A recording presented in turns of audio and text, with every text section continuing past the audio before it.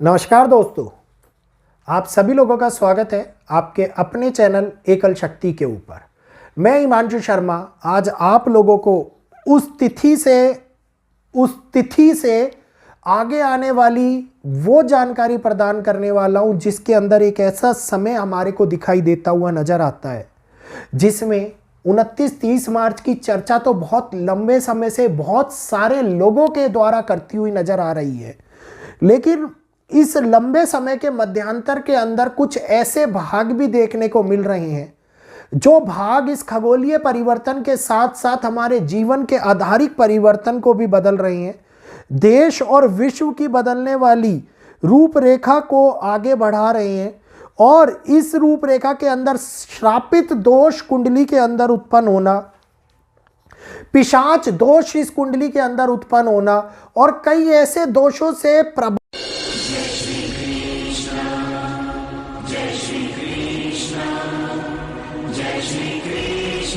भाव भी ये कुंडली जो दुनिया के अंदर स्तरिक तौर के ऊपर, धरातलीय तौर के ऊपर, नेचर के प्राकृतिक तौर के ऊपर एक बहुत बड़ा संवेदनशील समय को हमारे सामने निकाल करके लेके आ रही है। तो आज मैं आप लोगों को उस डेट के बारे में जानकारी स्पष्ट रूप से देने वाला हूं जिस समय की, जिस अवधि की हम लोग केवल एक कल्पना कर रहे हैं और वो अवधि आगे आने वाले उन नियति को अपने अनुसार ढालना और अपने अनुसार चलाना शुरू कर चुकी है। तो उम्मीद करूंगा ये जानकारी आप लोगों को अच्छी लगेगी। जानकारी अगर अच्छी लगे तो प्लीज़ वीडियो को लाइक अवश्य कीजिएगा और ज़्यादा से ज़्यादा प्लेटफॉर्म पर शेयर कीजिएगा ताकि जो लोग इन जानकारियों को नहीं समझ पा रहे हैं, वैदिक की इस ताकत से अभिन्न है अभी तक, वो लोग भी इस ताकत को समझ पाएं और आगे आने वाले भविष्य के आईने के स्वरूप में जो एक ये छोटा सा वीडियो इस चैनल पर प्रदर्शित होता है, इस वीडियो के माध्यम से उस भविष्य की झलकियों को देख पाएं। जो लोग नए जुड़ रहे हैं वो हमारे चैनल को सब्सक्राइब अवश्य करें ताकि आप भी इस चैनल का हिस्सा बने और आप लोगों को भी आगे के बारे में आने वाली जानकारी या समय के साथ में नोटिफिकेशन के माध्यम से मिल जाए। तो एक ऐसा समय जिसके अंदर हम लोगों ने बहुत बड़ी महामारी देखी, जी हाँ मैं बात कर रहा हूँ 2019-20 की। 2019 के अंदर आती हुई महामारी जिसे कोविड-19 का नाम दिया गया और इसने 2020 के अंदर वो तबाही मचाई जिस तबाही की हमने आज तक कल्पना भी नहीं करी थी। यह वो समय था जिस समय के अंदर एक बारी षट ग्रह युति बनी थी, एक ऐसा सूर्य ग्रहण पड़ा था जिसने वैश्विक पूरे समाज के ऊपर, पूरी सृष्टि के ऊपर असर डाला था और एक बार से फिर से हम लोगों को यह सोचने पर मजबूर कर दिया था कि यह दुनिया किस हद तक जा सकती है, कि किस हद तक ये टेक्नोलॉजी शून्य होती हुई दिखाई देती है। क्योंकि टेक्नोलॉजी होने के बाद भी मेडिकल साइंस के धक्के खाते हुए लोग, रोडों पर बिखरी हुई लाशें,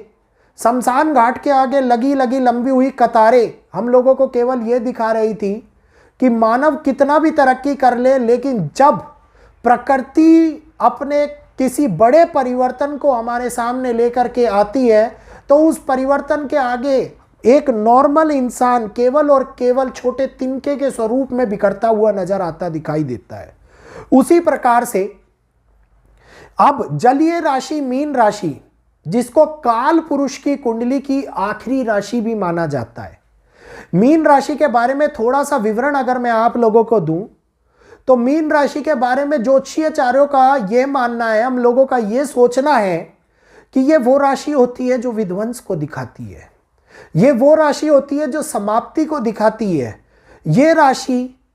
दुनिया के अंदर उस अंत को लेकर के आती है जिस अंत की परिकल्पना हम लोगों ने केवल कल्पना के अंदर ही करी हुई होती है।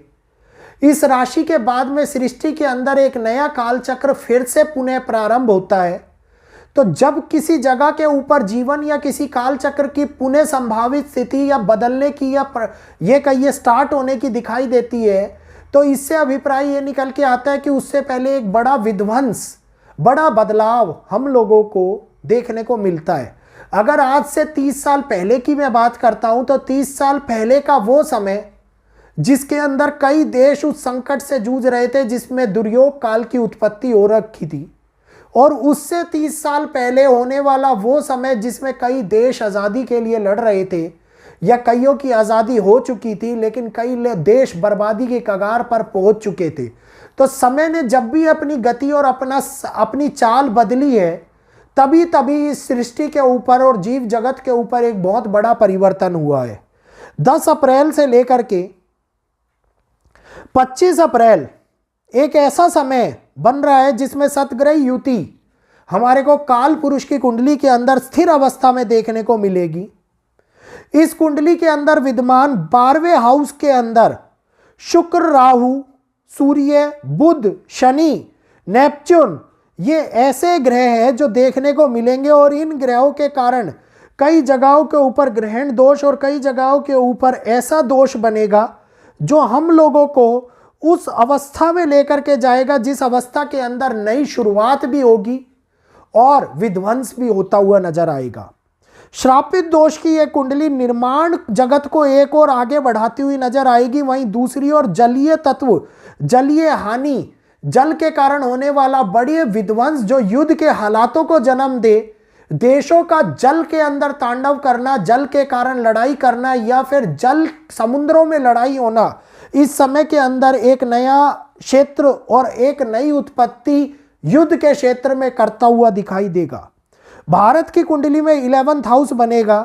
ये 11th हाउस 5वें हाउस पे भी प्रभाव पड़ रहा है जिसमें मंगल नीच के होकर के बैठे हुए हैं। यह दिखाएगा कि किसी ना किसी कारणों से भारत के अंदर भी तनावग्रस्त स्थिति उत्पन्न होती हुई नजर आएगी और यह स्थिति आगे आने वाले टाइम में 2027 तक का विवरण हम लोगों को स्पष्ट रूप से दिखाती हुई नजर आ रही है।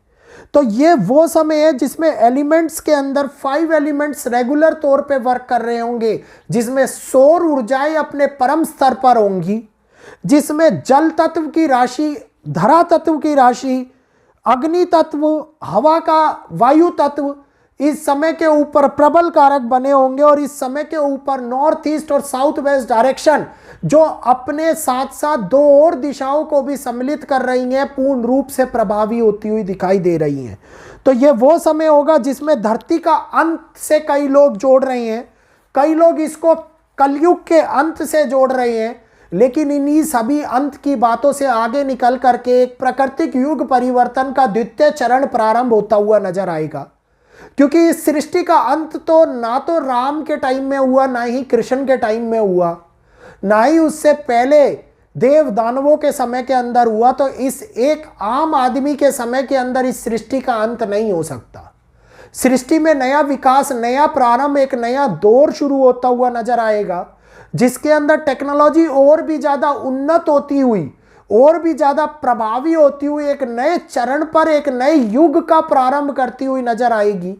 जिसको भी युग परिवर्तन के बारे में जानना और समझना हो, भारतीय ब्लॉगर चैनल पर युग परिवर्तन की पूर्ण संक्षेप में वर्णन दिया हुआ है कि किस किस प्रकार का युग परिवर्तन हम लोगों को देखने को मिलता है। तो आज इस तिथि को नोट डाउन करके रख लीजिएगा। ये वो तिथि है जो हम लोगों के सामने एक बदलाव को, एक समय को, एक काल चक्र को बदलने का काम करेगी। उम्मीद करूंगा जानकारी अच्छी लगी होगी। जानकारी अच्छी लगी हो तो जानकारी को शेयर कीजिए, लाइक कीजिए। जो नए लोग जुड़े हैं वो हमारे चैनल को सब्सक्राइब कीजिए ताकि आगे आने वाले वीडियो के अपडेट आप लोगों को हमारे चैनल के नोटिफिकेशन के माध्यम से मिलते रहें। इजाजत चाहूंगा आप सभी लोगों से। आज के लिए इतना ही। जय श्री कृष्णा, जय माता दी।